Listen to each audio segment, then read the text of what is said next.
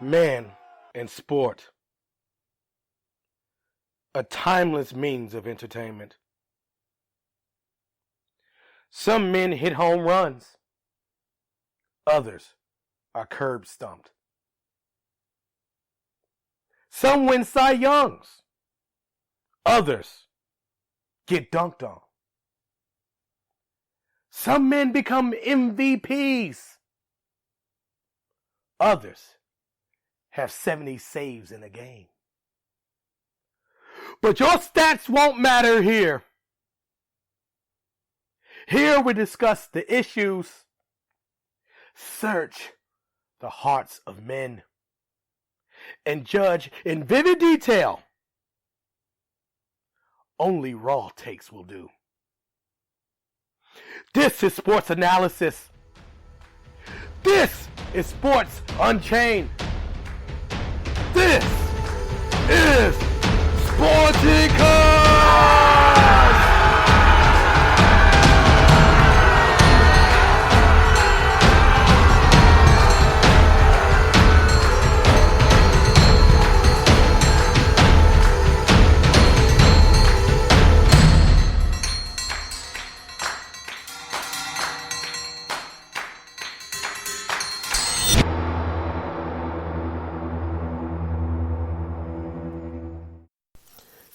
Hey guys, Sporticus is all over social media.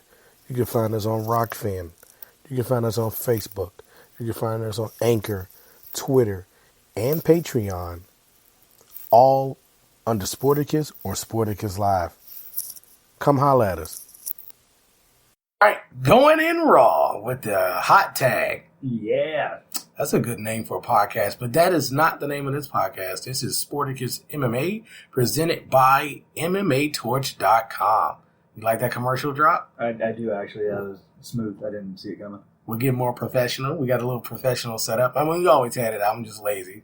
And to get the F-bombs out of the way, no, we won't do that yet. No, there's going to be a lot of those sprinkles. It's going to be like cilantro, man. It's going to be all over the place. Yeah, but I like cilantro. So do I. And onion. Oh, yeah. You like onion? Okay. Yeah, I mean, cooked onions. Okay, that's fine. That's fair. Yeah. Cilantro and onion for taco, you gotta have that. Yeah. I'm just saying. You gotta have those too.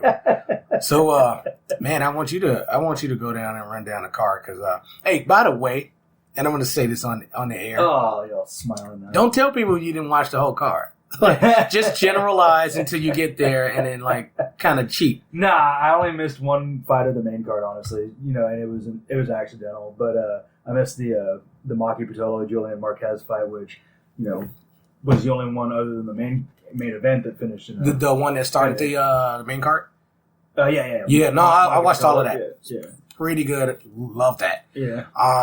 From what I heard, Marquez was winning Pitolo was winning. He's beating his ass. He's beating his ass the whole fight, but he gassed. And it happens.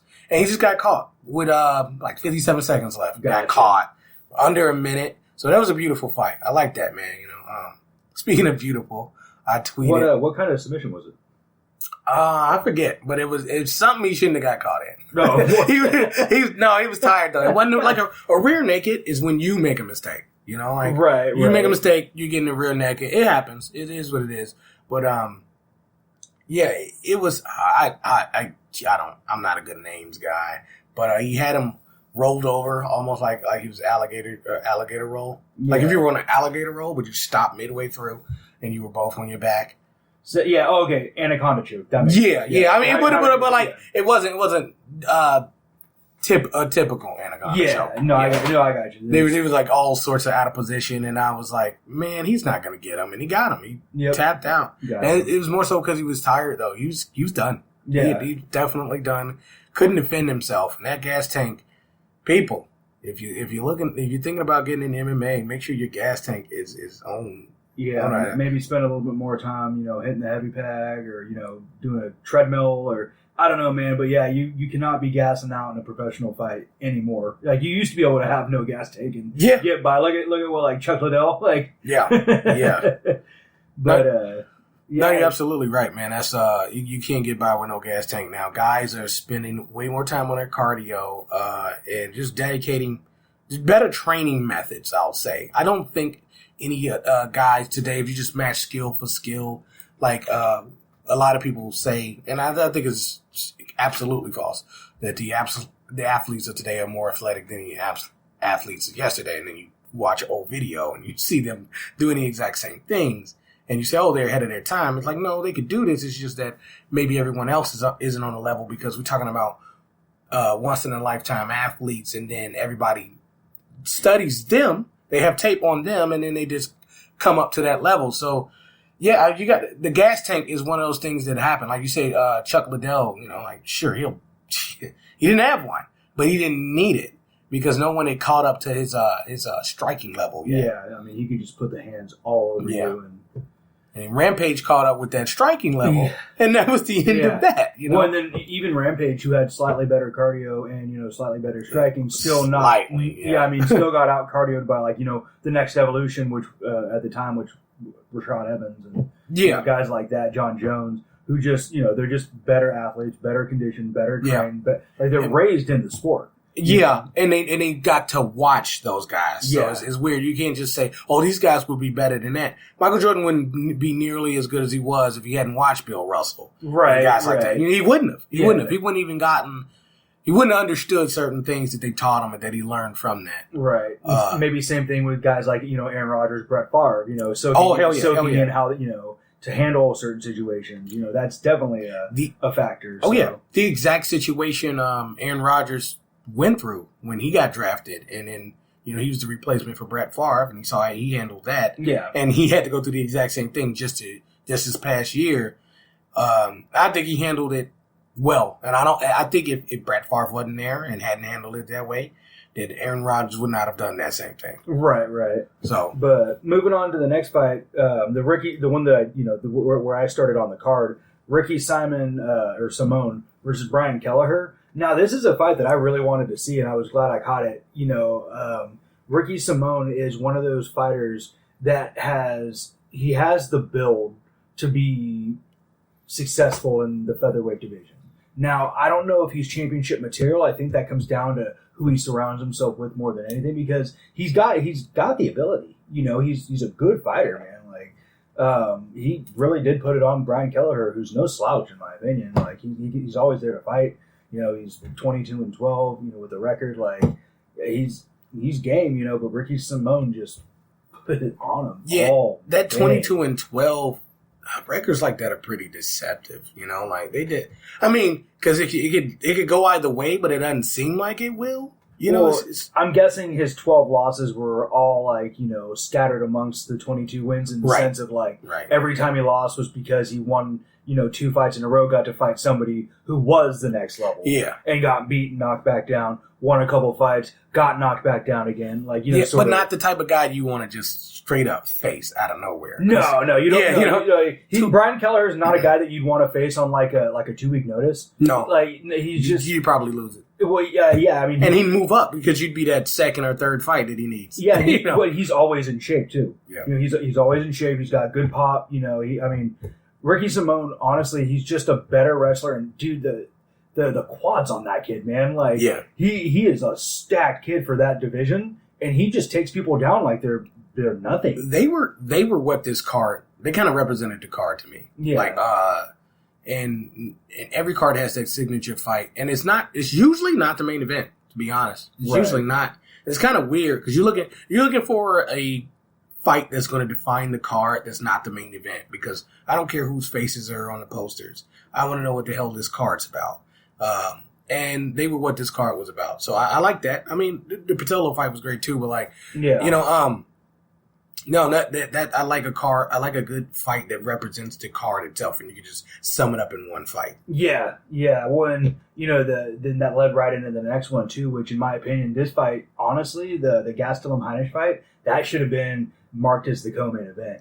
Yes. Yes. Wasn't the co-main event Macy Barber? Yeah, the Barber Grosso. Dana White, you're a fucking idiot. And we said there would be F-bombs, and I hope you fucking hear this, man. You are. Because and you know what? Fuck. Most people look, we all respect what you do, what you put on and everything like that, but you are also a fucking idiot. Stop with this Macy Barber shit. But we'll get back to her. Yeah, we're gonna get to Macy, of course, but at the same time, like you're absolutely right. Like I feel like I'm absolutely right to say that the Heinisch Gastelum fight should have been the co-main event. And honestly, the Barber Grasso fight should have been down 1-2 with the Simon fight going up again. I actually think if you're gonna do that, if you want her to be at that spot, put her on a fight night, main event, a fight night. Yeah. That's fine. Yeah.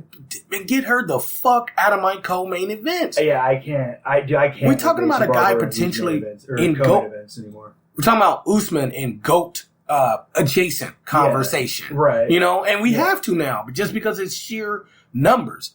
And people are coming around that didn't even like him. So we have to absolutely talk about that now. But before we talk about that, we got to talk about Macy Barber. Yeah. He said let's she's talk got a ton of heart. But anyway, no, what do you think Gastelum is going right now? Okay, so the thing that I hated about this fight, because I still felt it was a pretty good fight. It's pretty. I mean, I would give Gastelum the win. It was good. I felt like Heinisch was really, really timid and a little. I think he recognized the gravity of the moment and it got to him a little bit because he seemed a lot less of the fighter that got him there than he did, on Saturday. Like I think Gastelum was just better. To me, he didn't outclass him but he looked like on some crazy level, but he just outclassed him. Yeah, but Heinisch looked like he could beat Gastelum at any time. He just didn't know how to pull the trigger, and I think that's the difference in experience. Couldn't. No, I think that's what I'm saying with him being timid. He was having trouble pulling the trigger because I think he was like almost afraid to overcommit. Because he would have got beat. Yeah, I mean, it's Gastelum, so I understand that. Well, and Gastelum looked like he could have beat him at almost any moment too. Yeah, honestly, the problem is Gastelum needed to finish him in order to keep, in my opinion, in order to keep the clout that he has in the division. I didn't see anything new from him. I saw he's good, he's on that same level, but he's not he didn't come back and just put on a beatdown. These numbers are way too close. That was not a beatdown. No, you know what I mean? But it's okay to be just as good as your opponent or be slightly better than them. You're right though. He didn't show anything new, so I don't know where he goes. I mean, I don't know what he does. I would honestly think about running that fight back if it was, scored a little bit like a split or something like that. But I mean, since it was a unanimous decision, Heinisch is going to have to, do some working his way back, which sucks, but that is what it is. No, you're right. Those are the breaks. I mean, he's the one. Gastelum's been there, done that, and he's the guy. He wouldn't want to run him back because he's not trying to look backward. So. You're right. They should run him back, but I don't see Gastelum doing that. I don't know what the hell he's going to try to do, but I don't see him in the title picture. There's plenty of good fights around him in the rankings. I don't know who Chris Weidman's fighting next, or who Kevin Holland's fighting next, or Jack Hermanson, who I think just lost. No, you're right. Those are all good fights. I think Brunson's available. Uriah Hall's available. I think there's a lot of guys who can fight. I think Ian Heinisch deserves to have. Maybe a Shabazian or Brad Travares fight. Yeah. That'd be a good one. Shabazian is a really good fight, man. Because I like that. I think he needs to still fight somebody, ranked ahead of him, obviously. But I also I saw some good stuff this week, and he just looked like he couldn't pull the trigger, and it was really frustrating because he's a good fighter. I didn't think he had the trigger to pull. Yeah, that's almost what it looked like, right? Yeah. Like he didn't know. I know what you mean. You're right. Yeah, I'm with you on that because he looked like he was there. But he didn't know what to do. Yeah. It was well, how do I get him there? And it's I don't know. I mean, it's Gastelum though. I mean, not a lot of people are just going to straight up just finish him right then and there. So I was pretty impressed with the fact that Gastelum had 6 takedowns, but what's his name? It just slipped my mind. Heinisch. Yeah, sorry. Heinisch. Yeah. He not only got up and out of most of them pretty easily, but he also attempted submissions and honestly came close a few times. Yeah, he did. Yeah, he did. Gastelum, he had a couple Kimuras. Almost got him. Yeah, I mean, had he just not been mounted, I think he would have at least. That's the thing that was that was the outclass. It's you going for a Kimura and you didn't have it. He just clearly didn't have it because Gastelum he just overpowered him. He just knew what he was doing, got his leverage. Yeah. He had more leverage and got out of it. When I didn't realize that Kevin Gastelum was Kelvin Gastelum is a 10th planet black belt. So he's definitely way more flexible than he looks. You know what I mean? Yeah, no, and he's very deceptive. He looks a lot smaller than what he actually is. But like you get in there and it's going to be a tough time for you. So that's why I'm not too hard on Heinisch. So like you say, he just needs a fight below that one. Yeah. You know, he just needs to fight below that one. Maybe a couple notches below that one. That's fine. And honestly, there really was no losers in that fight. Like, I know Heinisch really could have performed better, but I'm going to watch him fight again. Yeah. And I'm always going to watch Kevin Gastelum. So you okay with a unanimous decision? I didn't think you were. I'm cool with like a split decision. I thought it was a little bit closer than maybe it's being scored. But then again, Heinisch did a lot of flailing. So it's like... Yeah, those Kimuras look like it should have got him a round. Well, I think the first round was definitely his. And then the next two just didn't get better. So, but they were only five strikes different. They could have been scored a draw. I didn't see. Here's the thing. That's why I'm saying, like, I'd like to see him run him back. I'm not necessarily cool with the decision. I understand it just from how the fight looked. Kelvin Gastelum definitely had, the ground advantage, even if it was slight. When it came to strikes, I felt like he had more significant strikes, which I'm right about. I'm looking at the numbers right now, and it's, the total strikes were 51 landed out of 115 thrown for Gastelum, and then 56 landed out of 107 thrown for Heinisch. So Heinisch had a better accuracy total overall, but the significant strikes, 38 for Gastelum, 27 for Heinisch. That's what I was, saying. Like, with the ones that were landing, Gastelum was definitely putting that and the takedowns. Yeah, 6 takedowns out of 14 attempts, which is crazy. That's an overall thing though, which is crazy because if we're just looking at it for 3 rounds, that's why I say draw. Yeah. But if you look at the overall numbers, that's how you can say, well, Kelvin Gastelum, all right, sure, unanimous decision. But that's not how they should be. Well, that's not how they looked at it, though. But I also look at that third round, too, guys. Like, going into that third round, to be fair, in my opinion, the first 2 rounds were split. So, you're going into that third round and you're looking at, a 1-1 tie, at least in, rounds sort of sense. And then you got Kelvin Gastelum. He just better gas tank, better volume, better control of the octagon, control of the ground. Like I said, 14 takedown attempts. I mean, and then getting out of the Kimuras was a lot.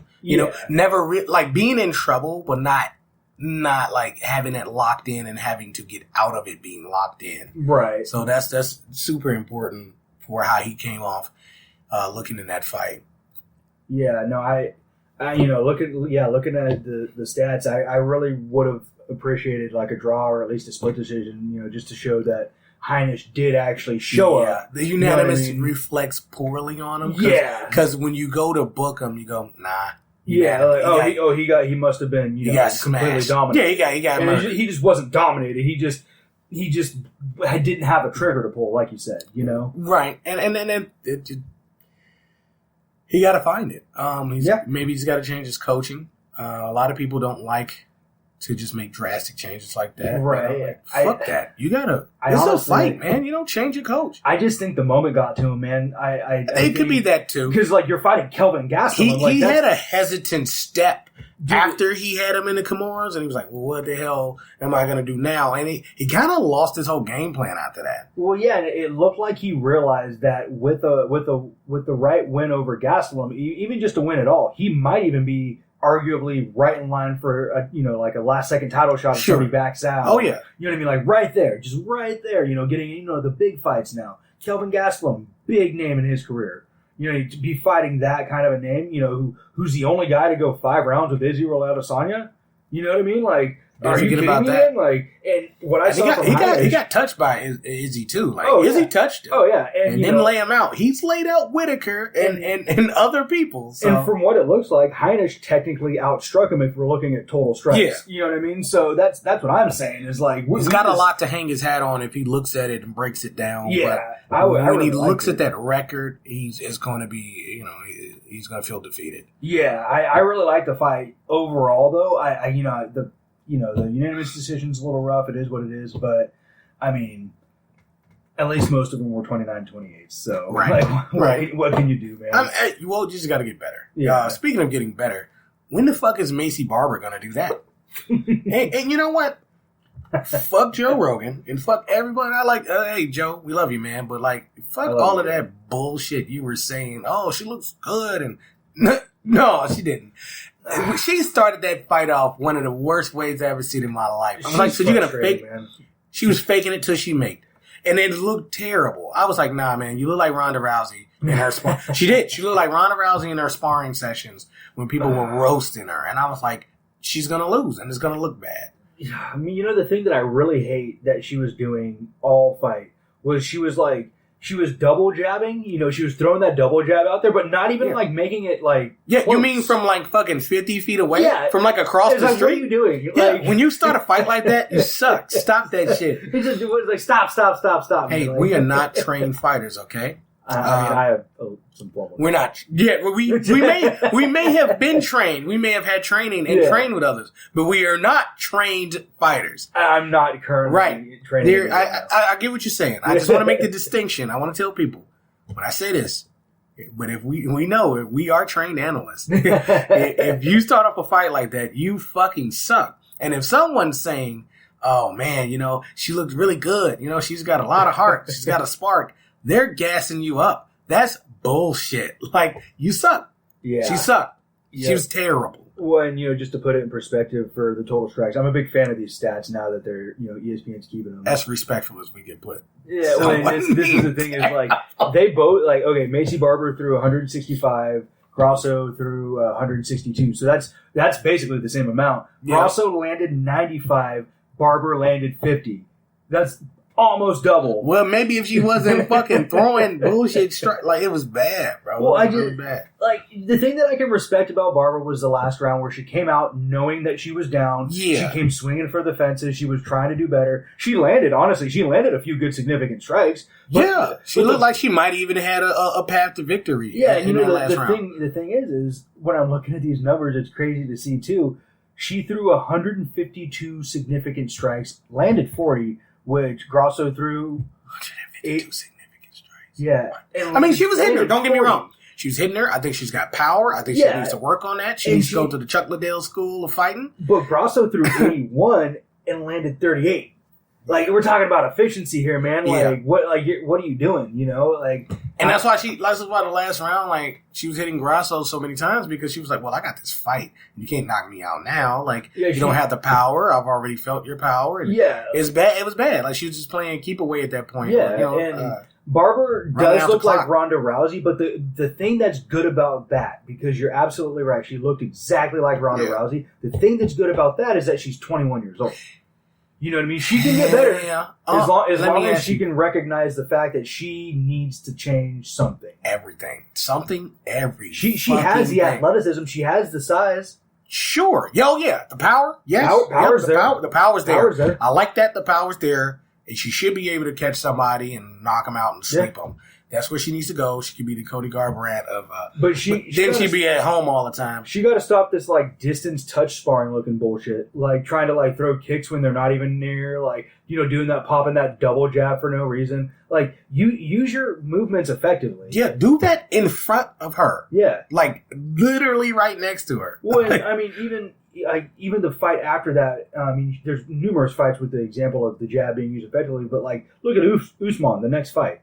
Like, just pop, pop, pop. Yes. With that jab. Pop. Yes. And then the jab was the thing that sat him on his ass a few times. That's what you know what I mean? That's because he wasn't jabbing from the fucking locker room. But Macy Barber, yeah, right. For real. Like, Macy Barber's popping this double jab from like 20 feet away, and it's like, what are you doing? Like, I didn't even get it. Like, what? Get closer to the fucking mic. I'm trying. Sorry, I'm getting animated. But like, she's popping this double jab out from like, across the octagon. And it's like, dude, if you just got in her face with that double jab, all her other like strikes would have been more effective. Yeah. Like any leg kick she could kind of. Like, in theory, because well, in theory, like, I mean, like to not take anything away from Grasso, we haven't even touched on the fact that Grasso put on a show. In my opinion, she took somebody that she was probably supposed to lose to. I mean, looks like, I don't know what the betting odds are. Probably. I mean, sure. I don't know. Well, I don't want to get into all that. I would really like to I guess get we the betting should. on This that. is the I'm show looking where at we it, do. It doesn't say, but honestly, Who the fuck was betting on Macy fucking a lot of Barber? people, man. A lot of people are so high on her. Gassed up. Clowns. Oh, no, and I Clowns. agree. I would still take her out to ice cream, but I agree. I'd take her ass out to greener pastures and leave her like a fucking dog. Take her ass out to the field. Like just old Yeller. Yep. And just fucking slam the door. Leave her out in the field. That's fine, because... Quincy, California guys. Oh. No, if you're Macy Barber, if you're listening, I will take you out to ice cream. It's on me. I'll take you to Corning, California. Leave you out there. They got a casino. Olives. They have some good olives out there. Olives? Yeah. You just go to Corning and just eat olives? I don't know, but a lot of people do. Yes. I don't know. That's how you derail the show. Okay. They have great olives. Okay, I gotta set it up because I like being wrong when it comes to this sport. So, Kamaru Usman, Gilbert Burns, I was wrong. Your thoughts? Well, I mean, I knew you were, so I'm not like surprised or anything. I wasn't wrong about Gilbert Burns, but that doesn't mean I said he was absolute trash. I might have said he was trash, but I was fucking around. Come on, guys. I didn't say that, but I might have said This is a show. We're having fun, you know. Like I just trashed like a couple of people. Yeah. Cody Garbrandt and Macy Barber in the same breath, and like I always bring up Cody Garbrandt. You know what you need to do? And just get this out of the way. Tweet him and say, "Hey man, you know my boy wants to know why the fuck are you sitting on the couch all the time?" And then you tag him in the show. Like, why the fuck are you always on your couch talking shit? I would love to tag him in that. I'd be like, "Who's your boy?" And I'd tag you in it. Yeah. He's like, oh, He's just gonna block us both. No, he's not. He's gonna tell you that you're a bitch. That's what he's gonna do. No, he's not. Yeah, who are you? I've never heard of you. Hey, You're look, a bitch. he's not gonna That's do what that. he's gonna do. Yeah. Okay, we'll see. Yeah. Do that shit. No, I don't want to. No, I don't wanna who's the get your bitch feelings now? hurt. No, I don't want to get your feelings hurt. I care about your feelings. I'm not going to get my feelings hurt. He's still going to be at the couch.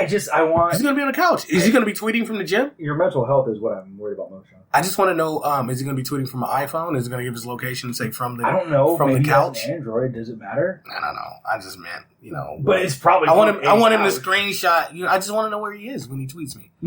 That's all. What if he was on a couch when he was like responding?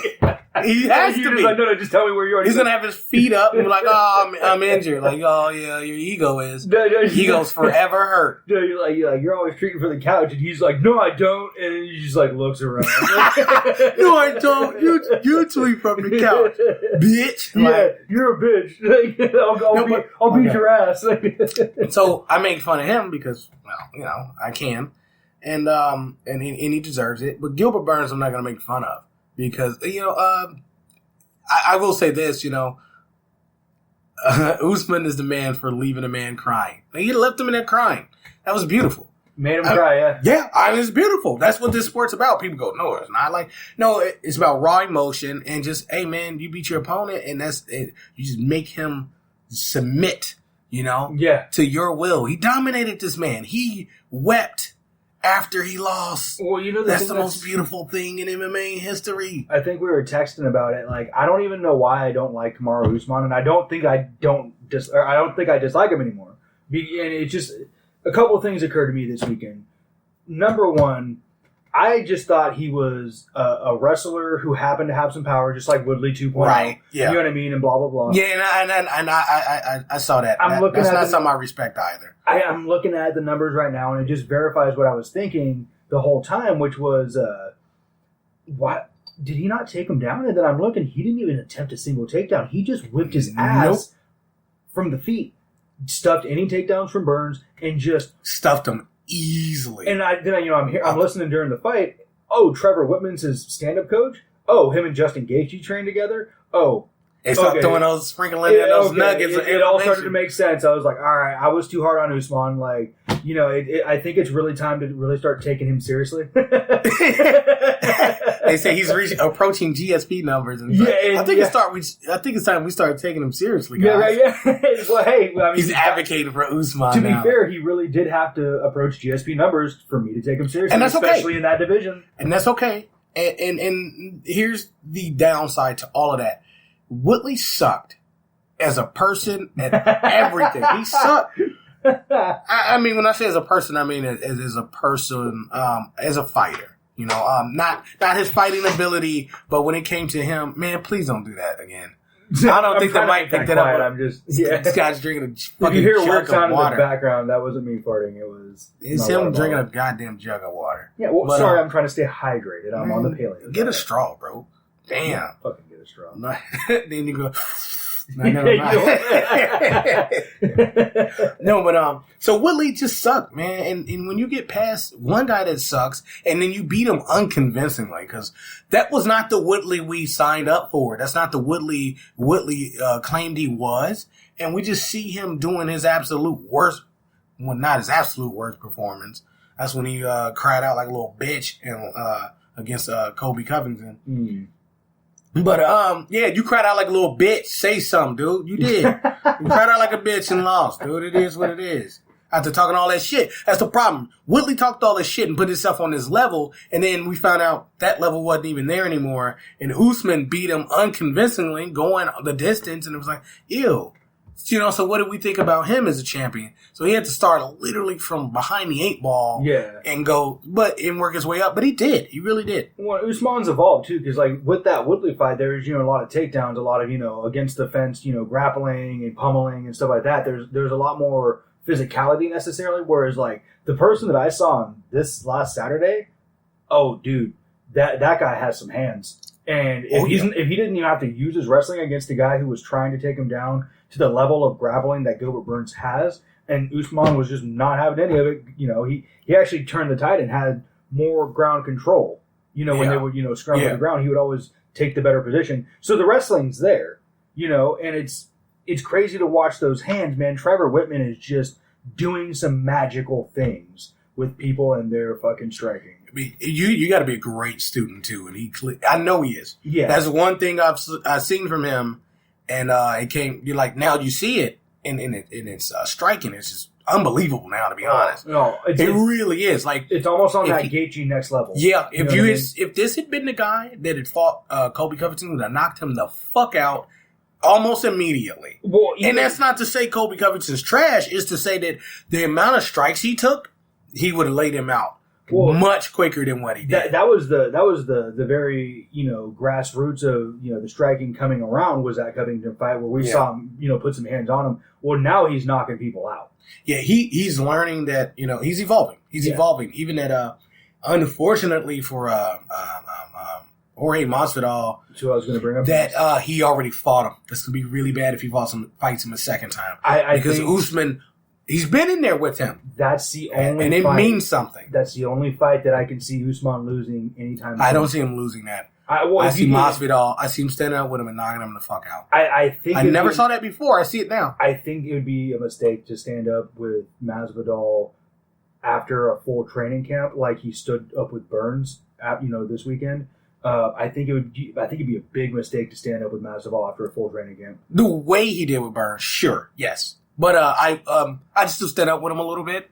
He's got to use that wrestling, but he couldn't take him down. It's just like football. He couldn't keep him down. You got the run game has to establish the pass, man. So you gotta have some good striking in order to get somebody. I think it's a mistake in the sense of if he gets too comfortable on the feet, Masvidal can. Oh, he's not gonna get comfortable. That's the thing. He's not gonna get comfortable at all. Like Masvidal has heavy strikes. Like everything he lands, fight, especially with the full training, like with the full fight camp. Like think about it last time. Like he had a 6-day notice or something. Yeah, it was something crazy. And it went the distance. Like, I'm sorry, man. Like, and Usman didn't really have anything. Like, he was terrified to stand up with him. Well, I kind of, sort of don't blame him. But he also couldn't keep him down very often. No. Like, and I mean, he was wrestling him really well. And I mean, if you're a better wrestler than Masvidal, then of course you're going to have that edge for a second. But he always found his way back up. Yeah, he's not a slouch. It's crazy. His striking never wavered. But you give him a full training camp and that fight as experience. Oh man. I want to see that I think fight. it's going away of Usman. I tell you why. There's just a way you have to fight guys like Masvidal. And although he was able to, just kind of more so keep him at a distance and, take him down here and there, even though he couldn't keep him, I think you got to be not in their face, but like the exact same way. And hate to go back to this guy, especially to give him a lot of praise, but I have done this. You got to fight him the way Cody Garbrandt fought Dominic Cruz. You cannot be afraid. You have to sit there and look him in his eyes, but you got to keep a distance and let him close the distance, but know how to get out of the way of that. Right. Now, the problem with that is Masvidal will just knock you the fuck out because he doesn't fight like everybody else. So the second you go in there with some orthodox shit, you're gone. Yeah. And that's the problem with Usman. If he comes in there orthodox, he's gone. But if he let his hands go a little free and understand where his boundaries are, like, okay, as Masvidal does this, I do that, I got him. You know, if he can control the fight, he'll be fine. And it should be easier to control than what I think you're thinking. What's his path to victory against Masvidal? It would be establishing the takedown, and I think it would also be trying to push the pace. Because like Masvidal, you know, to his credit with the kickboxing, you know, with his striking and stand up and everything, and he does have a good takedown defense. To his credit, he does do all those things very well, but he's not conditioned to be pushed in terms of like a wrestling match. I think if he turned it into a wrestling match, he's going to have a higher chance of actually, you know, winning in the fashion that, you know, he should, which is dominantly. You know, but if he tries to stand up with them, I think we just saw Gilbert Burns in the first round put that, Clip you him. know, He clipped him. put that. So I don't think he's gonna. I don't think he will stand up with him. But we're thinking the same thing. Push the pace. That's my thing. Yeah. And I say push the pace, not with the takedown, but with your striking. Because if all you're looking for is the takedown, you're gonna be in a lot of trouble. Right. You know. And think about how Poirier fought Conor McGregor. Well, It wasn't about taking him down because if he really went for that, Conor McGregor was going to tear him apart. Well, yeah, but then that's where, like, you know, I wouldn't say just camp on the takedown. I'm saying, like, you use the striking you have, like, pop that jab, but you need to be taking them down, like, every fifth jab or every fifth strike or something to that effect, to where, like, you're a boom boom takedown, boom boom, and then mix it up to where you're at boom boom kick, takedown, That boom boom jab's takedown, good. boom boom kick. I wouldn't. I don't know, man. I mean. And you don't even have to stay on the ground with him. You can take him down and just let him back up. That's what I'm saying. Right, just control him. Just exactly. Yeah, that's what I'm saying. That's what I'm getting at, because like with the Ben Askren thing, he got lucky. Nobody's ever going to land. He's never going to land that flying knee on Kamaru Usman. I don't know, man. I mean, well, dude, if he did, it wasn't just pure luck. It only proved Ben Askren had, but like, he was one track minded. Get him to the ground and dominate him. I don't know why he came in thinking the exact same thing his opponent would, because that's how you lose. Remember playing Tecmo Bowl and you picked the same play? That's what happened. Right, yeah. Ben Askren. Dude, yeah, he went for down and it was over. But you got to believe that's probably never going to happen to somebody like Kamaru Usman, who I don't know. He's at the very least, he's not going to like duck a shot right at the sound of the bell. No, like, well, yeah, no, not the sound of the bell. But he could, man, that knee was more so like, I know what you're gonna do. Exactly. So he can get caught with it. Right. Man, I mean, Masvidal, like he's a tactician, man. He is, and he's a mental another tactician. Scary part about him versus Usman is I think Usman also fights with a lot of emotion, whereas lots of it. Masvidal doesn't at all. You know what I mean? Yeah. Like there's nothing behind. He is there. It's all to fun hurt to him. you and make money. You know what I mean? Who do you think he fights next? I think I wouldn't do. It's going to fight Masvidal. Okay. Yeah. Okay. I think he even called him. I'm okay with that. I'm okay with that. Yeah, I'm totally good with that, because after the first fight, it was like that was 6 days notice. Like, yeah, you can run that one back. Yeah, and it's crazy. 'Cause that's why I didn't want them to do that. I really didn't want that fight to happen. Nah, I think it had to happen. I guess. I mean, but it's not like sparring, you know what I'm saying? Like, that's an L on Masvidal's record. Yeah, but he's got a few of them, so fine. But to the level that he performed, that wasn't like a true L. You know what I mean? It was. I mean, you can tell. To be honest, you can tell in his cardio that he couldn't. Yeah. He couldn't even stop Usman at. Honestly, and that's the risk you take taking short notice fights. And he's not a punk. He's gonna take those. Right. You know what I mean? It's the headline of pay-per-view. I'll take that money. So let's. Is that right? They didn't make that fight yet. Well, let's just move on to the fights they did make. So, like the next one coming up? Yeah, boy, this is a doozy. Are you talking about the Blades Lewis one? No, you're talking about the next pay-per-view. Next pay-per-view. Yes. Okay. Yeah, you're talking. Is Blades Lewis a fight night? Yeah. That's a mistake. It's not a very good card. The Cyril Gone Rosenstrike one after that, I'm actually a little bit more excited for. Why didn't they just make that the same damn card? I know, right? God damn it. They might as well have. They're both heavyweights. They're probably going to fight each other next. Just make that the co-main. Exactly. What the fuck? Right. Damn, Dana White, you too busy looking at Macy Barber in a bikini or whatever the fuck you doing. Right. Damn it, man. Hey, here's my thing. Macy Barber got huge. She got jacked for nothing. Throwing air punches. Like LeBron James airballing and shit. Like, oh, man. No wonder no wonder Grasso wasn't sweaty at all. She kept getting fanned the whole fight. Oh, man. She was out there punching like Homer Simpson. She's looking like that kid like who says he did karate. Just throwing punches from like fucking 50 feet away. I'm like a 5th degree black belt in karate, and it's just like, are you? Like, yeah, watch this. I know a guy. My apologies if he ever hears this. I won't say your name. Everybody knows your name though, buddy. Like Facebook ruined that for you. I knew a guy in grammar school. He said he knew karate, and I guess he did. And he went to fight this girl. And this girl was seemingly like 7 feet tall. Seemingly. It was like 4th grade, and it felt like she was 7 feet tall. She was taller than all of us. She was almost as tall as one of the teachers. Like, 4th grade. Hey, look, It was scary, man. And he was like, I know karate. And he like did this kick. It looked like a pretty well done kick. Like, it's well placed and everything. It did absolutely nothing. She caught that motherfucker and whooped his ass in front of a teacher. So, well, part of the element of surprise with karate and all that stuff is not telling everyone you've done it. So they're like, oh, he's like, you know what I mean? Like, he yelled it out. He was like, no, karate. He was like, oi! And we laughed at his ass. The entire class in unison, as she called his kick and beat the shit out of him. I just imagine young I don't know Sean why the teachers just being like, this idiot. Like, we all laughed. This motherfucker. We were in the line to go to lunch, and he just wanted to. I bet you Stephen A. Smith the shit out of that kid at the time. He was like, he had no heart. He showed up and quit. He had heart because nobody else was fighting, and nobody else fought her and won. No. I seen a girl like almost as tall as her get her ass whooped too. You know what pissed me off about Stephen A. Smith recently is the whole thing about him saying that he doesn't like watching women's MMA. And I didn't stop fucking watching, man. Number one, you don't already talk about the sport intelligently. Number two, now you're voicing your opinion. He needs in that sort of sense. Like, fuck off, man. He needs that's weird. That's a Jim Cornette vibe right there. Especially since a lot of those women fighters like Shevchenko, Nunes, like those are the best in the world right now. Best in the world, pound for pound. Yep. And they're exciting. You know, and the divisions are only getting more competitive trying to keep up with them. Yes. And this motherfucker's going to sit there and say that, I don't like watching women fight. Then stop watching fighting, man. Yeah. You clearly don't know anything about it. You know who Jim Cornette is? No. Well, he's an old school wrestling analyst and promoter. He invented a lot of stuff in the game. Been around a long time. But yeah, he says, girls have to be like 8 feet tall and all this other shit. I can't remember that girl's name. I think it was Naoki. That beat down that dude.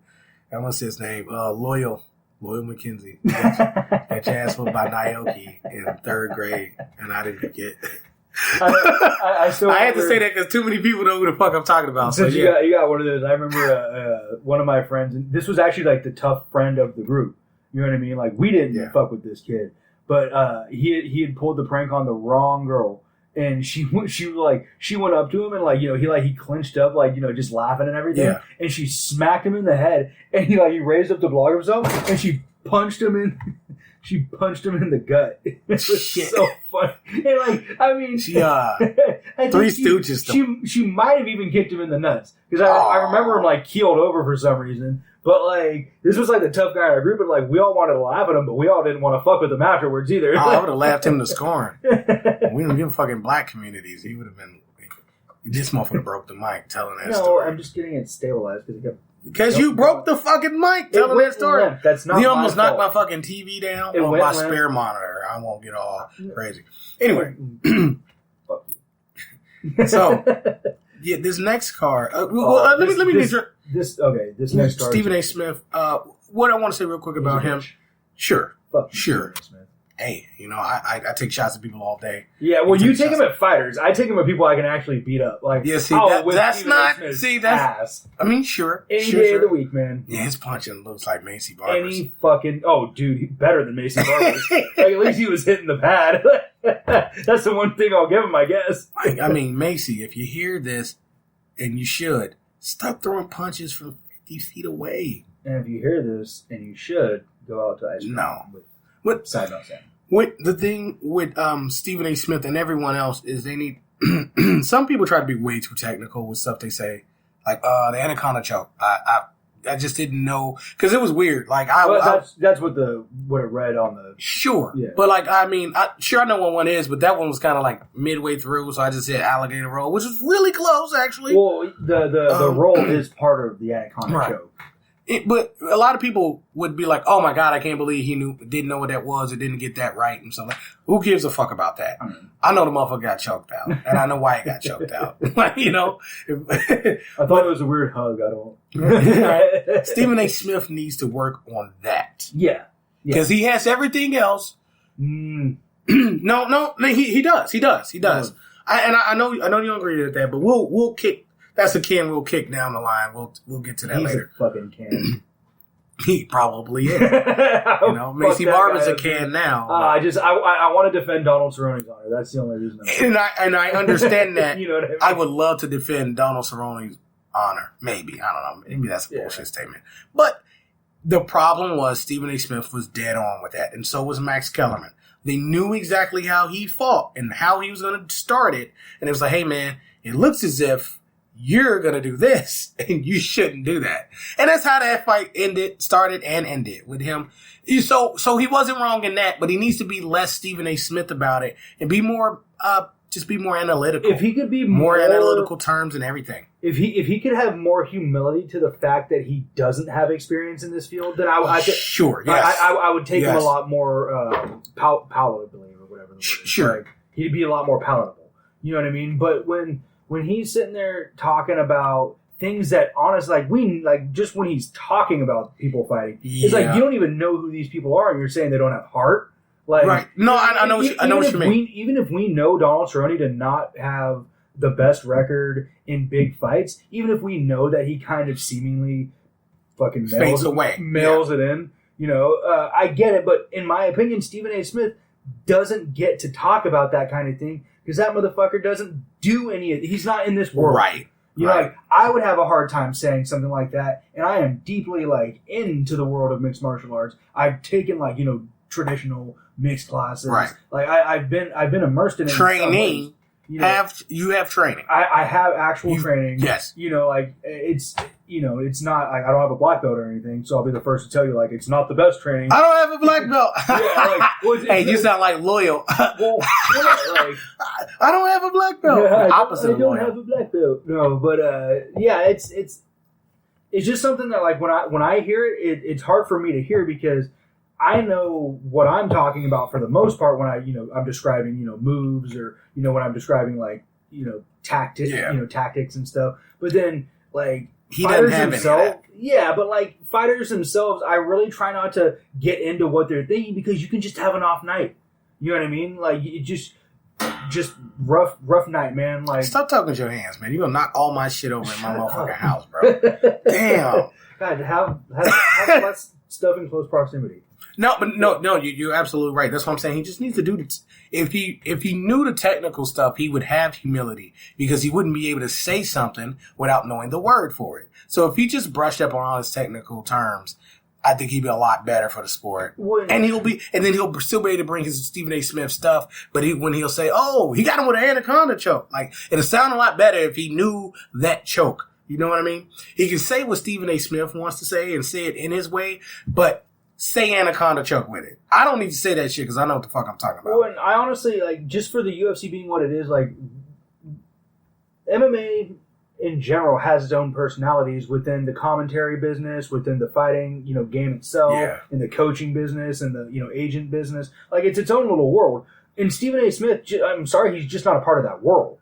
Yeah. You know what I mean? But they only want him to because they don't have anybody. They haven't hired anybody. But there's got to be somebody better. There's got to be like an ex-fighter that, like Dominic Cruz, Daniel Cormier, one of these guys. But they don't have got to be better. I don't know why they don't have those guys on there. Like, I really don't. Well, because Cruz is still fighting, and Cormier just retired, but they have him doing stuff. He just wants to do less because he wants to. And Cormier, he actually still could take a fight.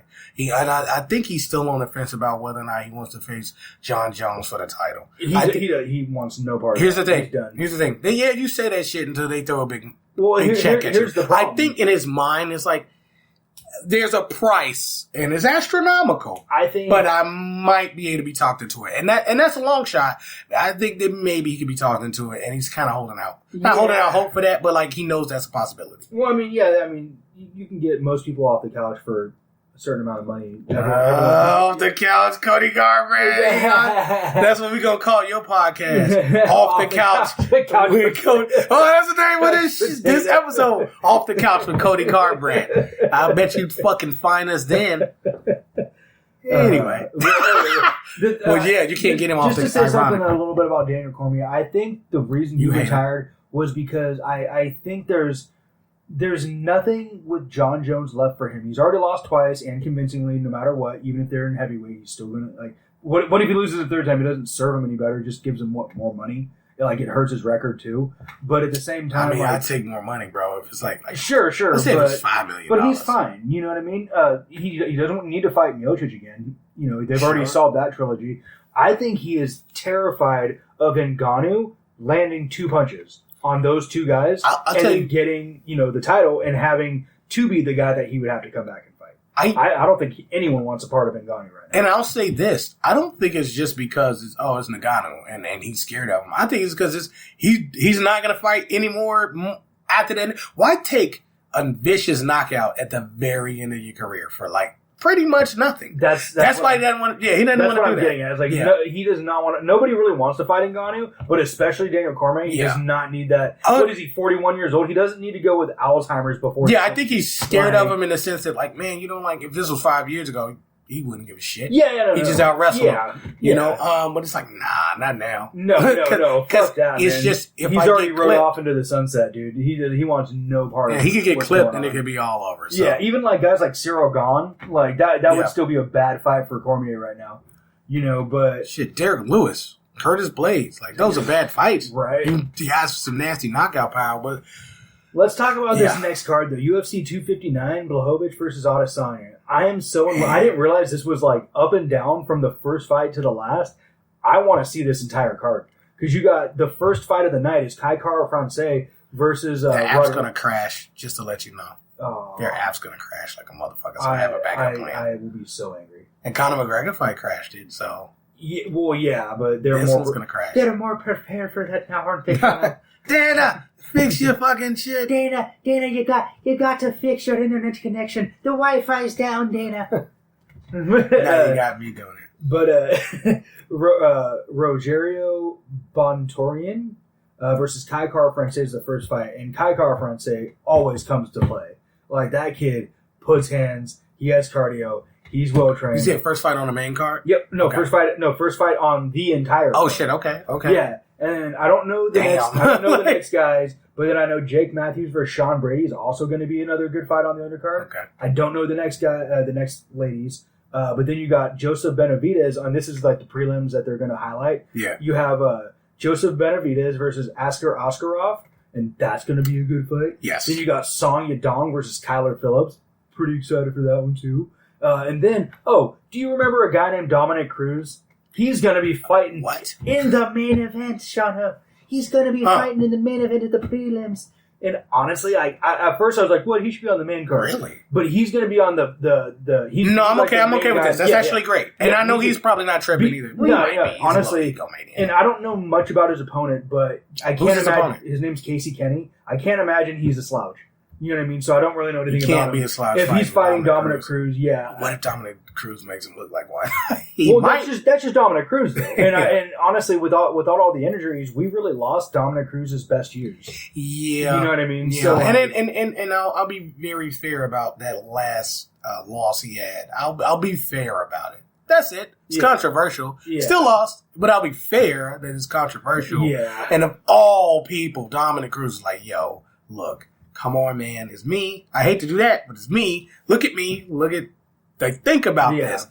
And he was, he did it in a way it was like, no, not me. I've seen this happen before. There's no way. So I think he might be very, very hungry. He might be out for blood, man. I think he's really hungry. I think he's going to come in and show everyone that he can still compete at a high level. He just needs to stop getting injured. Yeah. Just flat out. You know what I mean? And not to cut that one short because I really want it to get closer before I get more and more excited about it because of his injury history. But he's like King Griffey Jr. Towards the end of his career, yeah. Pulled a hamstring every time he ran. Yeah, I mean, but that's because he was still very, very good at what he did. Yeah. And when you perform at that high level, you're about to get some injuries, man. For sure. And people don't realize that. That's why people change their whole game plan up and start doing this and start doing that instead of just being well-rounded. Like King Griffey had to be a home run monster. Yeah. Because being well-rounded just wasn't good. Right. Hamstring. And then, I mean, to start off the main card, the first fight of the main card is a good one. It's Thiago Santos versus Alexander Rakic. And it's like, that I want to see both of those guys fight. Yes. You know what I mean? Like, I've been waiting to see Santos fight again, Yeah, he needs to avenge, he needs to make up for that loss. And, he can't have any more losses or I hesitate to say, but I'd really like to see Alexander Rakic come out and just sleep Santos. I'm not a huge believer in Santos. I think he's fun to watch, but I'd really like to watch Rakic come out and I'm okay with it. I mean, he ain't my homie. Yeah. I don't know him. The fourth fight on that card is Islam Makhachev versus Drew Dober. I mean, in terms of like fights getting exciting, aside from the people who I don't know on this card, which is like 2 or 3 of the fights, every other fight in between and after those, amazing fights. This card is well constructed. It's almost like a 300 or a 200. Let me say something to people. Like card. There's always going to be people you don't know on a card. Yeah. Always. Well, I don't give a fuck who you are. I mean, we pay even Dana White doesn't know some of these motherfuckers. Yeah. Like seriously, he'd be like, "Yeah, I heard of the kid or whatever." Like, but like these are it's not people he's familiar with. Well, so if anybody, and I mean if anybody has some shit to say about that. Fuck off. Right. All the way off. Nah, I mean, I talk to Todd Martin quite often, and I'll be like, "Hey man, what'd you think about this fight?" He was like, "I don't know those guys." you can hear him on the fix say, "Well, I didn't know the next 2 people on the card," but then he'll talk about the next fight. Yeah, so, and honestly, that's really cool for us as analysts too, just to talk about, or not even to talk about, but just to not know people. Yeah. Just so if something happens, we can be like, "Oh man, out of nowhere," sort of thing, or at least know the motherfucking in. Yeah, he was like, "Man, he knocked him out. I know his ass now." But Makhachev versus Dober, that's going to be a sweet fight, man. Yes, that might even end up getting fight of the night. It could be. I hope so. And that's the card defining. That's the fight defining card. Fight. God damn it. At least, you know what I'm saying? The card defining fight. That's the one right there. Well, yeah, except for the 3 title fights. I mean, no, but like I said, it's always like I said, it wasn't a main event, but like usually the main event's a title fight. These are all title fights, and they could go. They're gonna go what way they go. And you guys will know when you hear the title fights. Like, it's weird because I don't think any of them are going to be necessarily great fights. Do they have potential to be? Sure. I think they're going to go one way or the other. And here's why. Name the fight, the first title fight. Okay, first title fight, Petr Yan versus Aljamain Sterling. That's going to be a good one. Should be knockout Yan. You think he's getting knocked out or doing the knocking out? He's doing the knocking out. I think he's about a third round knockout. I honestly see this fight going all 5, and I see Aljamain Sterling getting touched up pretty rough. I think if he gets touched up that rough, his ass is gone in the third. That's what I'm saying. It could go the way you're saying, but I think Yan dominates. You know, I've been on Petr Yan's bandwagon for a while. Same. So I would not be opposed to a knockout. I think Aljamain Sterling.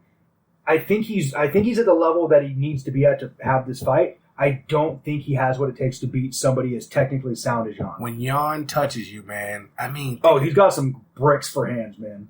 he's man, it's bad. It's gonna be bad for him. It's gonna be a rough night for Aljamain Sterling. Oh man, that's what I'm saying. And it's not like he's a slouch. No, but I think he's gonna get dominated. I think there's levels to this this have shit. this title fight. He's running into a freight train right now, man. Yeah. Piotr Jan's a beast. It's levels to this shit. And, he's not on that level. Yeah, unfortunately. after I mark my words, after that fight, I think Piotr Jan's going to win that so decisively. I think it's going to knock him into the pound for pound top 10. Probably. You know what I mean? And see, that's what I mean. Like, we just can't really. If he's not there already, Sterling would have to have some sort of random. He just had to catch him. That's the only way we think he could beat him. Puncher's chance, There's no path to victory other than you fucking lucked up and punched him in his face and knocked him out. Well, I guess I'm looking at the pound for pound top 10. Yeah. Piotr Jan is number 10, so I'll say top 5. Gotcha. You know what I mean? But then again, like, I can't even really stick to that because if you count Nurmagomedov, Khabib in there, I don't really count him because he's not fighting. Yep. So you start with Jones. So, I mean, I guess he could replace Volkanovski, who'd be 5 by proxy. I don't think Volkanovski should be up there. Well, I mean, I think only because better. I think right. How close was his fucking fights to say pound for pound, and everybody is like, man, you just had 2 fights we didn't agree with. I mean, you get what I'm saying. Justin saying. Gaethje's number 11, and that to me is just a right. What the fuck? And then Volkanovski, that guy. Man, I hope you listening to this. Well, and the thing is Gaethje and Volkanovski could plausibly meet up in the cage. Like that, they're not terribly far off in weight, and I think I think Gaethje would just destroy Volkanovski. It wouldn't even be close. It wouldn't be. I can't wait till Max Holloway sees him again. If he still has the fucking belt by then. But you know who's you think other people didn't? Is Piotr Jan. Yeah, I was gonna say you haven't. You think other people haven't seen how close that fight was and that he didn't dominate Max Holloway and how Max Holloway just looked? Who would you pick in a fight between the two now? You see, you know how I feel about the Volkanovski Holloway fights. I think Holloway just kind of got outclassed both times, and that's fine. Yeah, they're still too close for him to be ranked. I think Holloway can come back and win again, but he's already lost 2 of them. So getting that third fight's going to be rough. What I'm saying is the problem is this. See, he's on a pound for pound list, meaning I get to compare. Everybody's comparing him to this certain stack of people. Sure. And he's just not ranked up there with him. He just isn't. I think he has a little... I don't think he's... do I say he's terrible? No, he's just not Of the there. champions, you're talking about Volkanovski, right? Yes. Yeah, of the champions, he's probably the least convincing at the moment. Yes. And you think I'm the only person that thinks that? No. Yeah. There's people in that division, including Max Holloway. Right. That's what I'm saying. Like, if we're thinking that, imagine what the other fighters are saying. Right. They think he's very beatable. And I think he's going to get his ass whooped. He's going to get slept before he gets to Max Holloway.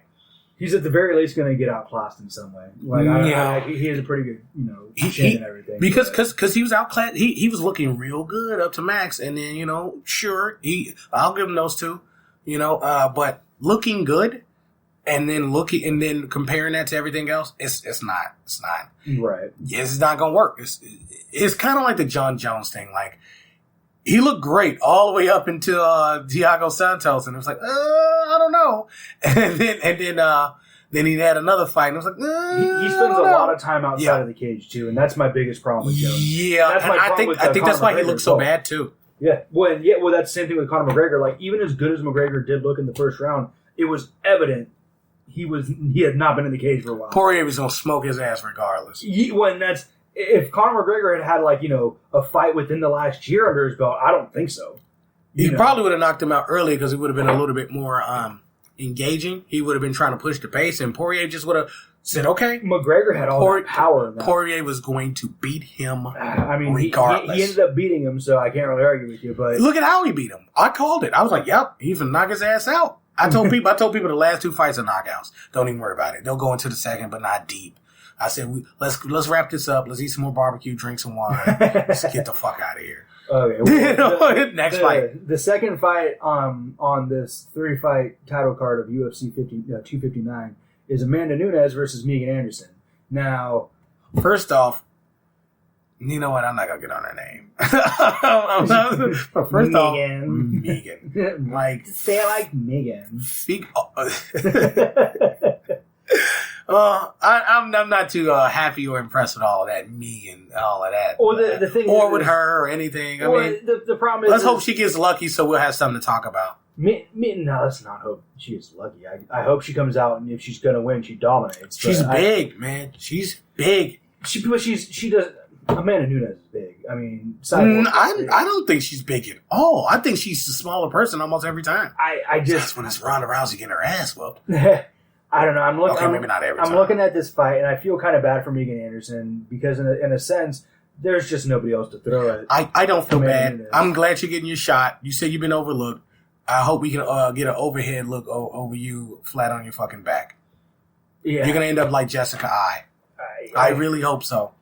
You know what, man? Just be humble. You get your shot when you get your shot. Don't be like, you deserve shit. There's literally no one else to do it. Like you said, no one else. But she don't say that. She don't sound like that. Now, stick up for yourself. I'm not saying I'm saying stick up for yourself. Be humble. Understand what you're going up against. I don't think she understands the gravity of the moment. I don't think she understands how hard she's going to get hit. And I hope she ends up like Jessica I. She's I don't even want to talk about her. She's going to be another one of those people that at the end of the night, no matter how long the fight lasts, she's going to leave touched up. You know what I mean? Amanda Nunes is going to put hands on a girl, and it's not going to be nice or pretty. If she puts hands on you, you eventually end up knocked out. Yeah. Unless, Durand to me, and I know you hate her. She's a good kickboxer. She can take a punch. Like, yeah, I fucked her name up too. Jermaine Durand to me. She also knocks out guys in the gym. So like, I mean, she's tall though. She's tall. She's big, yeah. And that's something that Amanda's gonna have to deal with. Mm-hmm. And she didn't deal with it very well that time. Yeah. So some good leg work might Megan Anderson might have a path to victory. Her path to victory is on the ground. She ain't knocking out. No, because that's how Jermaine Durand lost. Well, no, that's how she lost. Look at the Felicia Spencer fight. Like Felicia Spencer just went all 5 with her and held her own. Like, I mean, honestly, yeah. Sure. Like, she has a pretty good chin. Her wrestling was pretty on point. Like, she was giving Nunes a lot of fits. But, I mean, Nunes is just a better fighter. Yeah, all around. You're not gonna. I don't think you're gonna beat her on the ground. Well, and I happen to think that Felicia Spencer's a better fighter than Megan Anderson. But here we are. You know. Like, yeah.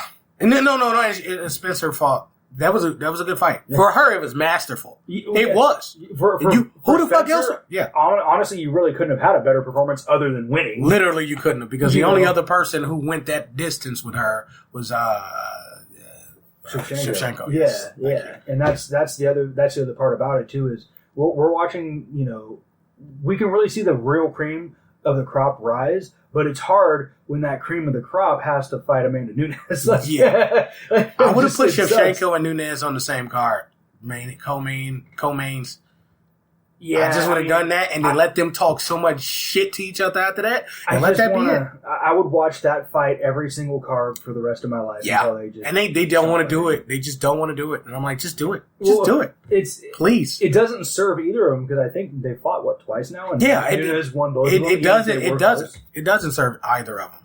So just fucking do it, bro. Yeah. Just do it. I mean, that's kind of a good thing. Neither one of them was going to, really... Okay, so if you beat Amanda Nunes, all right. You beat her once. Now you got to fight her again. So we win, right? They kind of want to keep fighting each other.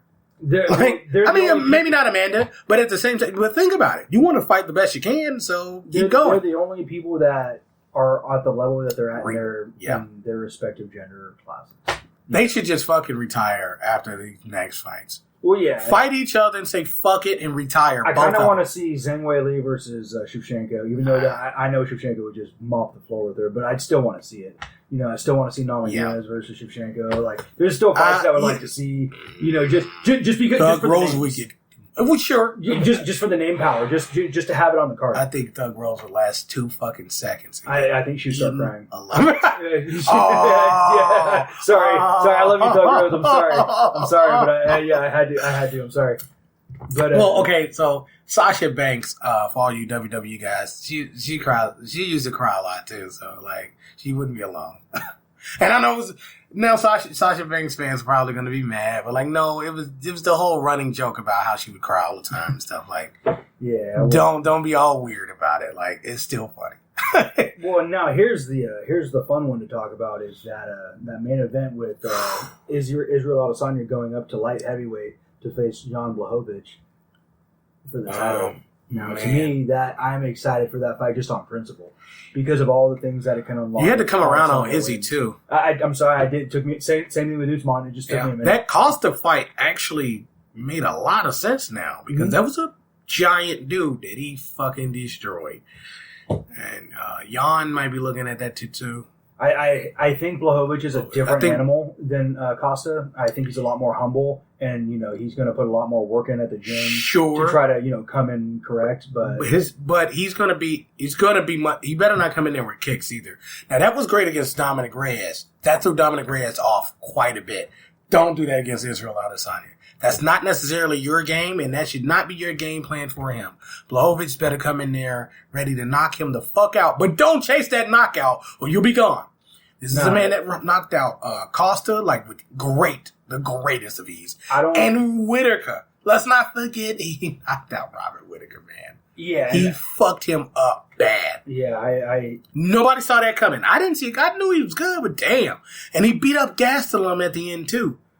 He was touching him up throughout the fight, but at the end, he started piecing him up a little bit. The thing that Blachowicz has to not do is play Adesanya's game, but it's hard not to because he makes you in a sense. You have to. But the thing is you've got to play your own game at the same time.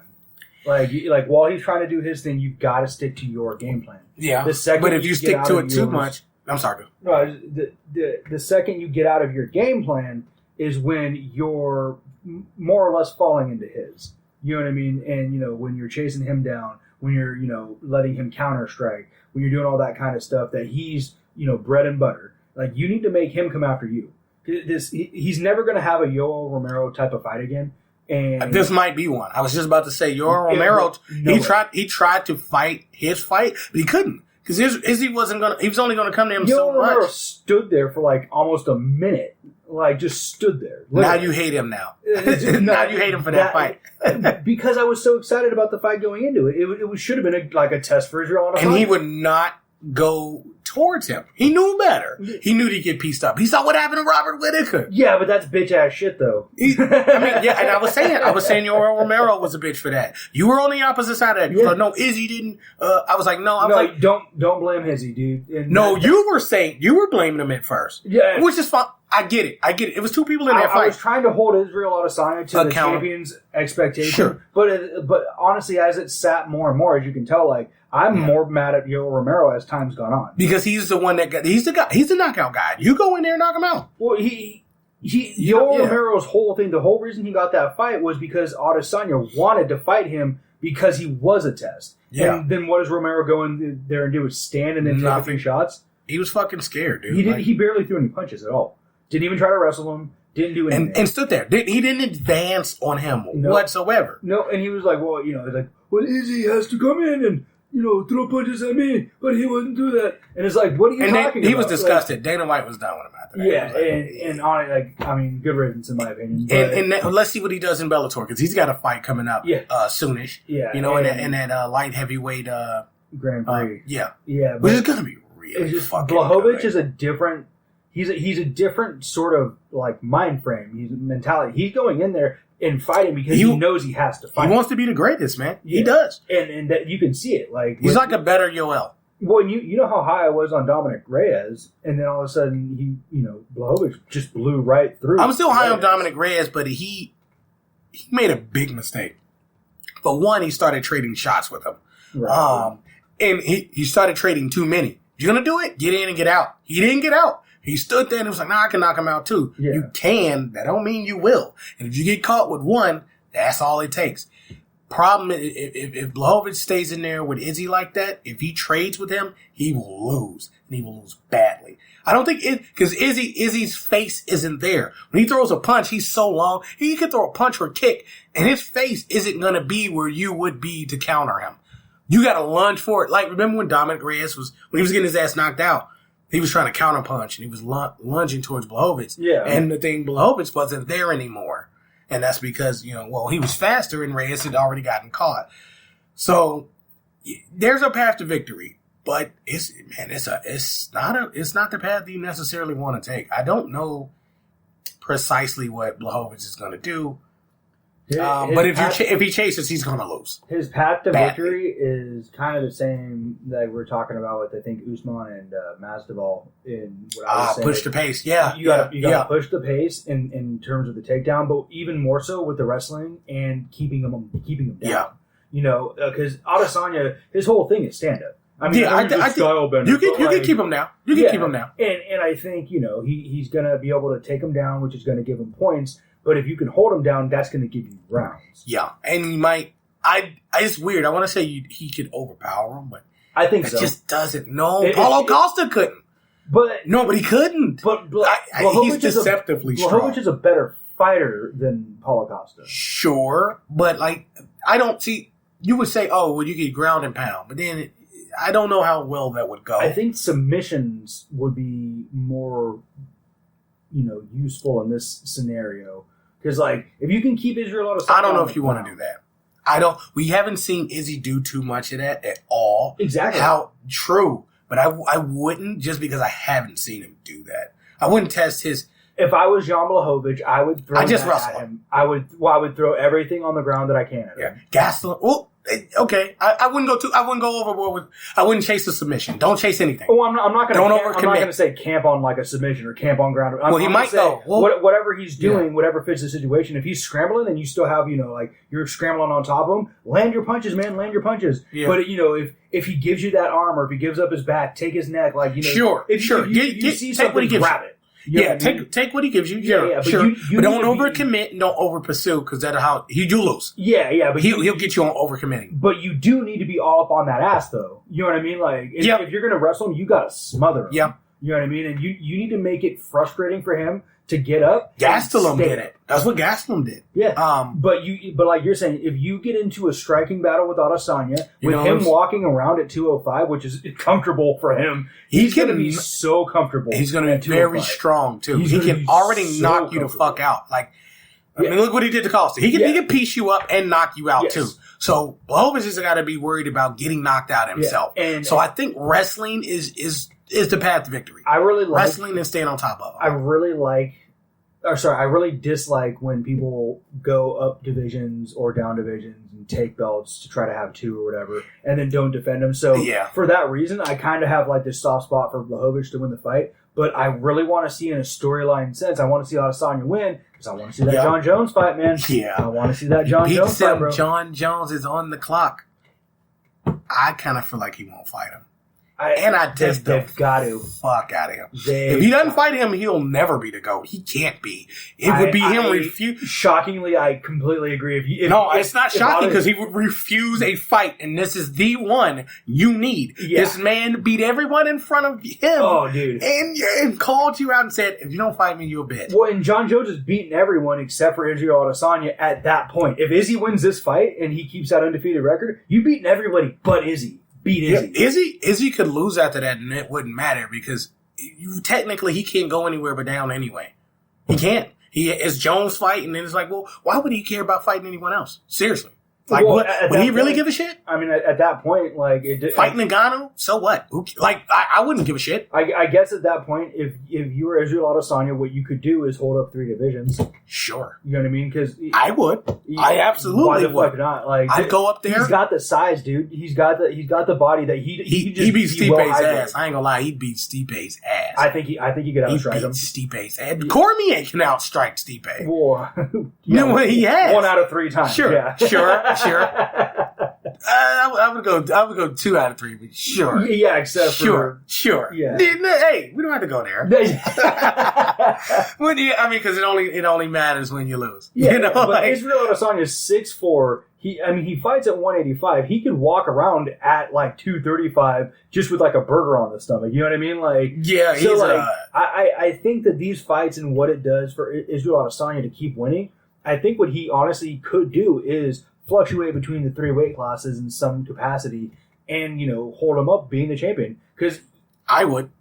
Why not? Fuck everybody else. He's come beat me. Right? He's young enough to do the weight cutting. Maybe not for like ever, but like you could definitely, defend each title 1 or 2 times through and then establish yourself as the GOAT. Yeah, and You know? just quit. Fuck Yeah. it. Why? You don't need Especially- to fight anymore. Especially if you keep your undefeated Yeah. record and you get to like 30-0. I think you're he better than Khabib. I think he could lose and he'd still be the GOAT, depending on. Ugh. I think I'm just. I don't want to go too deep into it. Yeah. I think Muhammad Ali lost. You know what I'm saying? And he's the GOAT. You can have a loss. I mean, even GSP has lost. I agree with that. It just depends on what, because if he doesn't fight John Jones, it kind of doesn't matter anymore. Yeah, but He can't go on a losing streak, but the thing is John Jones's body of work is what keeps him where he is. You know what I mean? Yeah. Like all the people he beat, GSP, he's honestly losing the test of time because in a sense, Kamaru Usman's beating the same, if not better, athletes. You know, so it's almost not standing the test of time. You know, and then I knew we were going to get into that, and I don't Yeah. know, because you have to look at the fight too. Sure, we could say Woodley, and look at how he took that belt. Sure, but look at what he did when he had to defend it against Usman. So it's hard to say. Maybe it's just unfair to do to both of them at the moment. Right now, yeah, I guess you got to see it shake out. A few more because times. because Woodley wasn't the same guy, but then you got to count the Sarah loss to GSP, but then that was more flukish, and then that was kind of a fluke. Yeah, it definitely was a fluke. Yeah, and that's the puncher's chance in hell. But that he everyone has. did fucking lose. But he avenged it. So you can have a loss, and it's okay. You can even have what is considered a loss, like when Johnny Hendricks beat his ass. You know, right? He beat him up, but no, GSP won that fight. GSP won the fight. Yeah, that stands up. Even looking still though, years later. a lot of people would still go say, "Hey, well, look at this." That's like his Thiago Santos fight. The one thing for GSP that he could do, in my opinion, that would separate him into the overall GOAT category would be to come back and fight Khabib. I think that fight needs to happen. I just don't think there's anything in it for him. It's not an Izzy versus it's a legacy John Jones fight, sort of thing. It's a legacy fight. It has nothing to do with any titles or anything. It's just legacy. That it's a fight that can be made for legacy. And he's so much older though. I don't think it's. I don't think that means anything right now. It will in another year and a half, 2 years going on. Sure. But right now, I think GSP is in shape. He still trains. He's just healthier and not damaged. I'm gonna say this: if Michael Chandler goes on a tear and just fucking rips people apart, Khabib's a bitch if he don't fight him. I don't think so. I think you don't say you want new. He does it out of his own mouth. I want new challenges. I want new people. Somebody I ain't fought before. Okay, I know you want. Right? I know. Yeah. Fight Michael Chandler. Fight Michael Chandler. He doesn't want any of these guys. He doesn't. That's need too bad. Those guys. Yeah. Okay. He doesn't. He's scared of getting his ass knocked out. You're a fighter. No, he's don't not. say you want to fight GSP. Stop saying that. You're not. Look. He, to be fair, Khabib hasn't really said anything about fighting anyone. Sure, I mean he's been camping on the fact that, hey, I have been retired this whole time. You know what I mean? Which is fair. You can do it. Let him camp on it. You know, but it's not an Israel Adesanya and John Jones sort of thing. Like GSP is inactive, and he's not a piece of shit. Right. Well, as far as we know, no. I mean, people love GSP. People hate John Jones. That's one of the reasons why they just won't let John Jones be the GOAT, which is a little unfair. It's kind of the Barry Bonds treatment, yeah. But at the same time, I mean, he had a fucking title taken away from him because he was a piece of shit. Well, yeah, so, he also doesn't fight very often. So, what are you going to do? I mean, we know you're parts the best, of it because he's a piece of shit and he was a cheater. But again, when you don't fight for whatever reason, you're holding up the division as the champion, and that's just not okay. Now, here's my question to you, and it's just the Israel Adesanya. We know what Israel Adesanya wants to do: fight John Jones. What happens if he loses? To Blachowicz? Yeah, what does Blachowicz do? Back down to the middleweight class. That's fine. What does Blachowicz do? Blachowicz continues with the light heavyweight, man, because John Jones ain't coming down for him. Should he move up? No. Should the argument be made for him to move up? You don't think so? No. Beat more people. Who else does he need to beat? Fucking whoever the fuck else is in that division. It only sounds like there's not very many people to fight because John Jones isn't there to fight him anymore, or already fought him and beat him. So they've lost their luster. But you can probably you need to name 3 people. I'll let you go look it up. But I think here's the problem with that the whole fight being made. the winner should just go fight John Jones. Right. That's why I didn't want this fight to happen, because here's the problem with that. John Jones is just going to hold him up. Here's the problem with He's holding the up heavyweight division. You know how I said Volkanovski is kind of the least convincing champion? They say? You said that. I said that. Yeah, we say that. We all do. Well, yeah. Okay, so that my thinking behind that, like, I'm looking at Jan Blachowicz, and honestly, he's a pretty convincing champion, but his talent, the talent that he has to face, not exciting, man. Yeah. You know what I mean? So and that's what I mean, man. So, like, no, I mean, you're not wrong to think that he Name should some move people. up, but Name like, 3 you people. can't. You can't.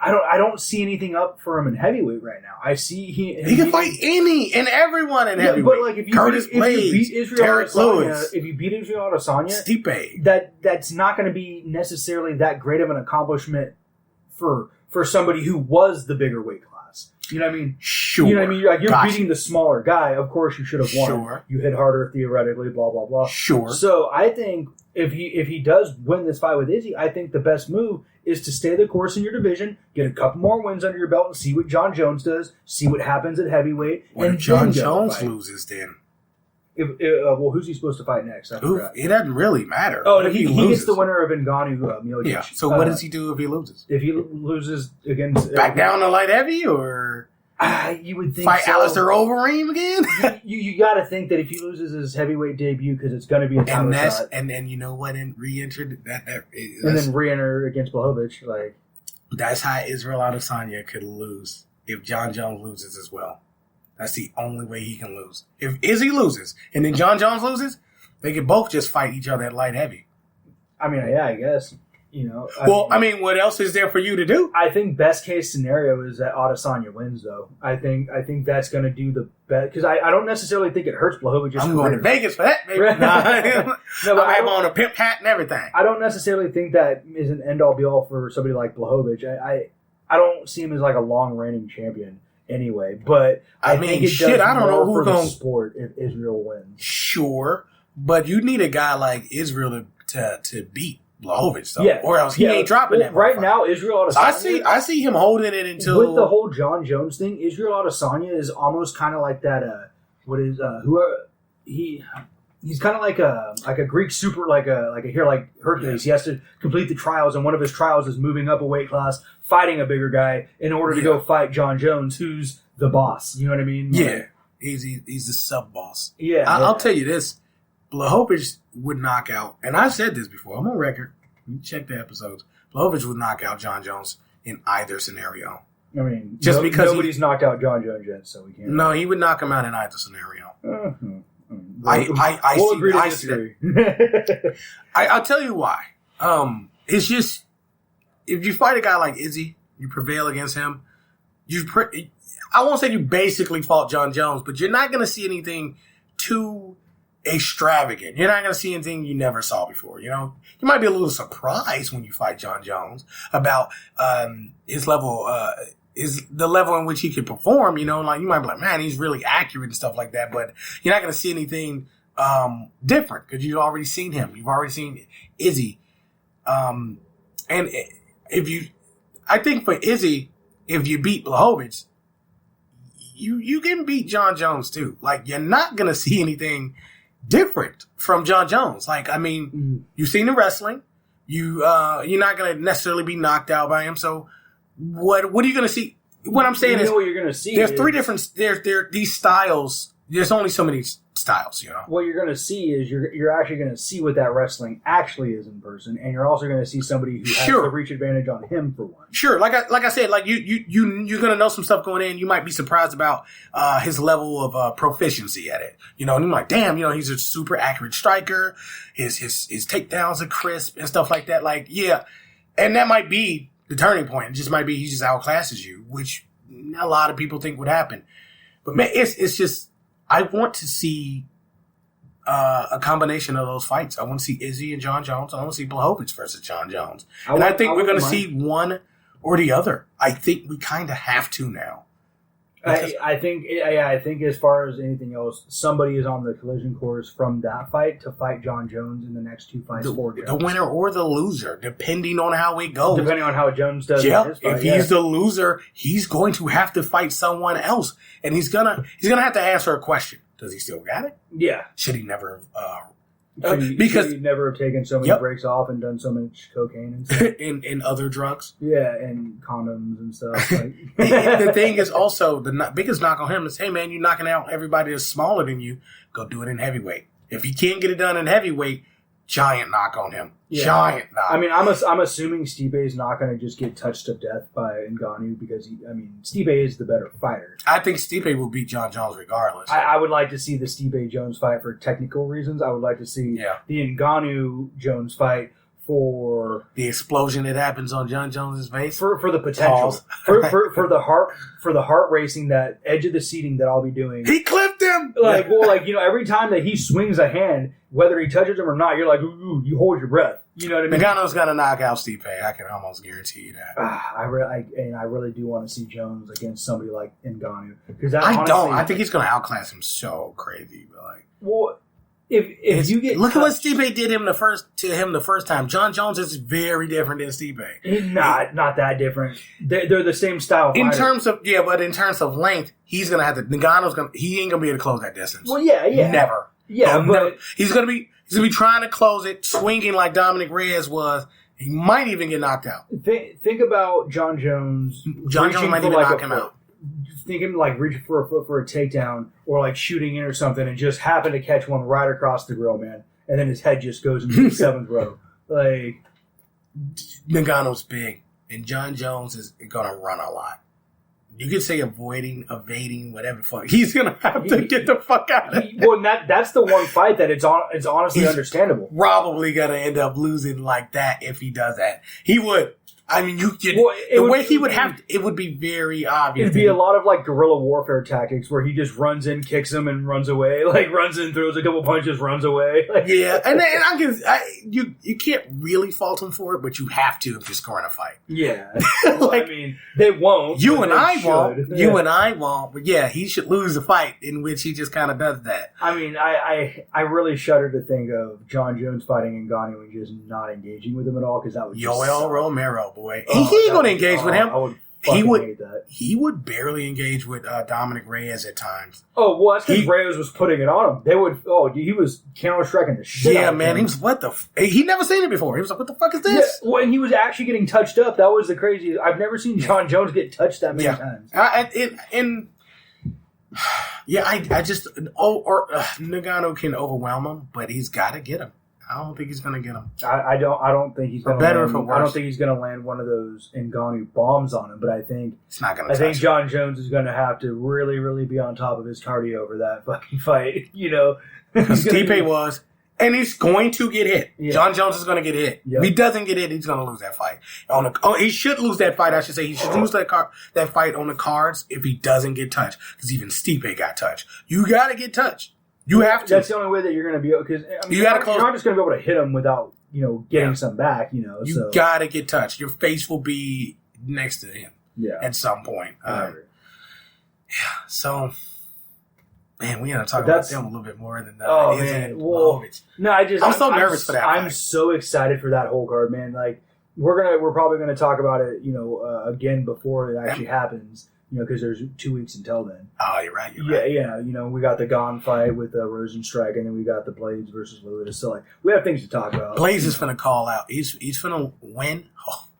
Curtis Blades. I say hopefully. Calling people out, man. You just need to shut the fuck up. Because if he loses to Derek Lewis, we already talked about him never deserving a title shot. There's one way in which it could happen, though. If someone new is the champion, So, if John Jones, by miracle, got that title, then Blades would fight him. I think Blades would be a really tough fight for John Jones. Because I tell you why. He'll have a fearlessness to that fight that he didn't have when he was getting his ass knocked out against Ngannou. I think it's more so a who he fights, that dictates how he fights. And unfortunately, that's the case with some people. Yeah, I don't know. I don't even want to see. I don't even want to talk about Curtis Blades going anywhere. I'm not even going to entertain that conversation, man.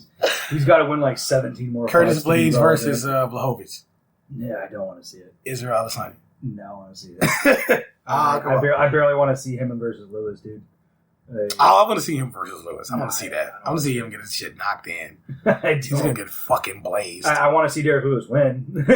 Derek Lewis can take some shots, man. I mean, I want to see Curtis Blades go to like one championship and win $1 million. That's a guy that's the guy I would have put up against John Jones.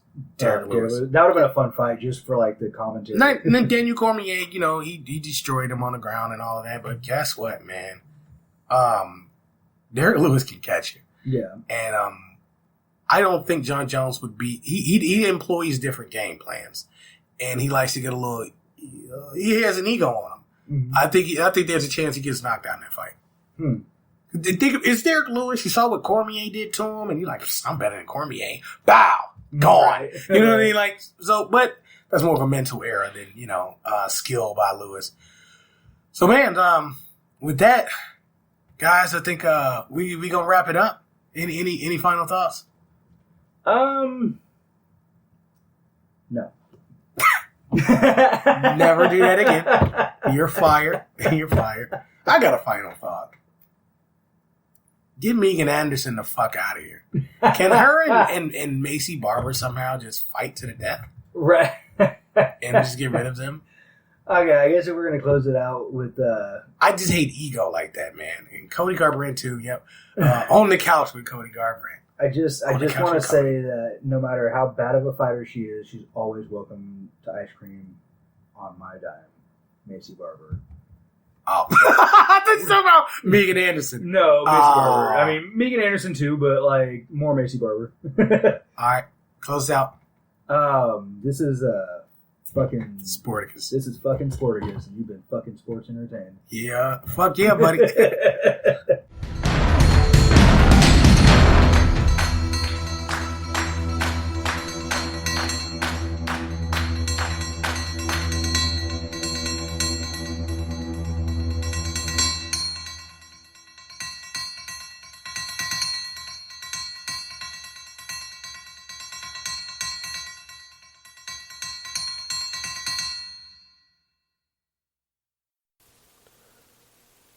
Sporticus is now on Patreon.